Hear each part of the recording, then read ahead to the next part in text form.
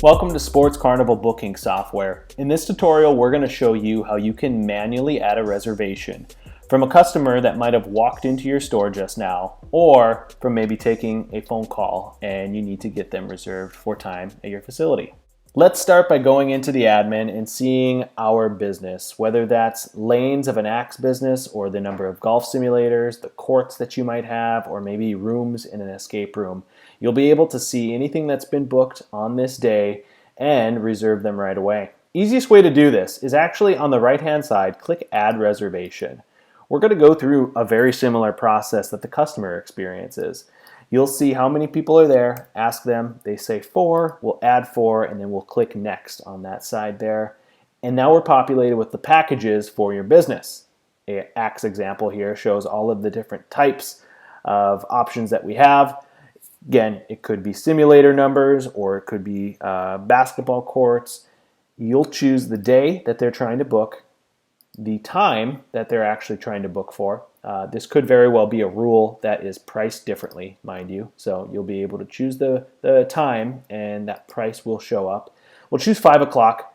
Since we do have an hour and a half, that now shows here on the time block. You see the date, you see the package, total number of people. On the right-hand side, or excuse me, the left-hand side here, we will be able to add different products. You can say yes or no to Ninja Stars in this example. And on the right-hand side, the total price is being dynamic and changes on the fly. In this example, we'll be able to add this first and last name. The quick user search is good when somebody has actually been to your facility. So you'll be able to quickly find the individual and add them into the system. And you can see it names the party, what it was maybe the last time, first name, last name, and you can change this if you want to. And then the email, and then a phone number. And any notes that you input will be emailed to the customer. Admin notes are something that are seen on the back end for you guys.